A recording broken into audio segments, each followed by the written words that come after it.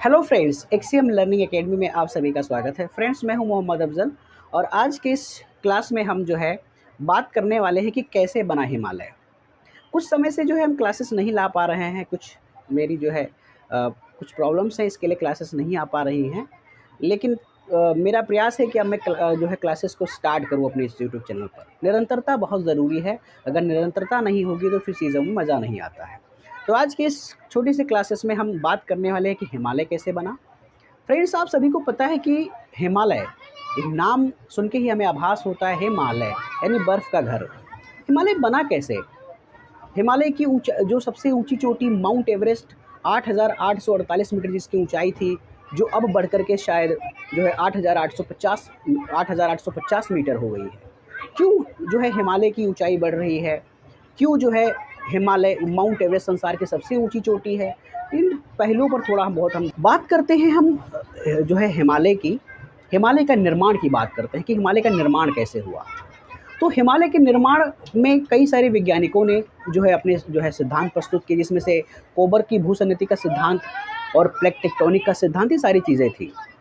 कोबर की भूसन्नति के सिद्धांत के अकॉर्डिंग क्या था कि एक भूसन्नति थी और उस भूसन्नति में क्या हुआ, जियोसिंक्लाइन था, जिसमें से चीज़ें आती गई और उसमें सेंटीमेंट आते गए, इकट्ठा होते गए, और उसका फिर धीरे धीरे क्या हो गया कि एक उन्होंने धीरे धीरे चीज़ें इकट्ठा होती गई और उसमें संकुचन बल ने क्या किया, धीरे धीरे बढ़ता गया और फिर क्या है, हिमालय बना। प्लेट टेक्टोनिक क्या कहता है? प्लेट टेक्टोनिक का सिद्धांत क्या कहता है कि दो प्लेटें थी, एक भारतीय प्लेट थी और एक यूरेशियन प्लेट थी। एक भारतीय प्लेट थी ये भारी थी, यूरेशियन प्लेट थी वो हल्की थी। तो जो भारतीय प्लेट थी वो नीचे सबडक्ट होती गई और जो यूरेशियन प्लेट थी वो क्या होती गई, वो फ्लूट होती गई, तैरती गई। तो उनके दो प्लेटों के आपस में टकराने से, एक प्लेट जो भारी थी उसके धंसने से और एक प्लेट जो फ्लूट होने से बने पर्वत हिमालय। हिमालय एक वलित पर्वत है, इनका निर्माण हुआ। तो कहानी को हम आराम से समझने का प्रयास करते हैं कि कैसे बना हिमालय। देखिए, बात करते हैं हम, जब हमारी जिस तरीके से आप देख रहे हो इस संसार में, पहले जब आपने देखा होगा कि जो हमारे पहले एक बहुत प्रसिद्ध वैज्ञानिक थे, हालांकि वो जलवायु विज्ञान के ज्ञाता थे, जिनका नाम था अल्फ्रेड वेगनर। अल्फ्रेड वेगनर ने एक सिद्धांत को दिया था, कॉन्टिनेंटल ड्रिफ्ट थ्योरी। उन्होंने क्या कहा था, महाद्वीपीय विस्थापन का सिद्धांत उन्होंने बताया था। उन्होंने क्या कहा था कि जो पृथ्वी पर आज जो 7 कॉन्टिनेंट फैले हुए हैं, ये जो सारे कॉन्टिनेंट पहले आपस में जुड़े हुए थे और उनका नाम था पेंजिया। और उस पेंजिया में उन्होंने बताया कि ये पूरा था और इसमें विभिन्न प्रकार के हमें जीव देखने को मिलते थे। उन्होंने चीज़ें बताई कि धीरे धीरे क्या हुआ, पेंजिया में विखंडन हुआ और इसके ये दो भागों में टूटा। पेंजिया जो 2 भागों में टूटा, तो पहला जो ऊपर वाला हिस्सा था वो था आपका अंगारा लैंड और नीचे वाला जो हिस्सा था वो था आपका गोंडवाना लैंड।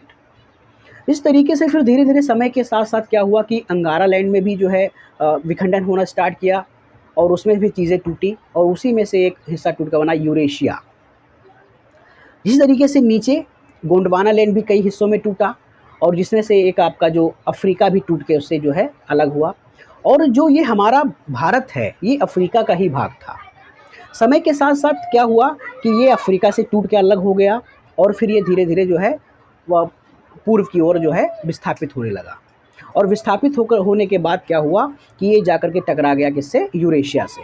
और यूरेशिया से टकराने के परिणाम स्वरूप हिमालय की उत्पत्ति हुई।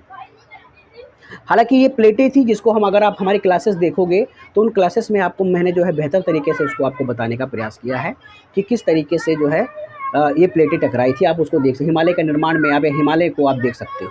तो उस तरीके से चीज़ें से टकराई और धीरे धीरे अभी भी क्या होता है, ये पहले जब ये बढ़ रही थी, आज भी।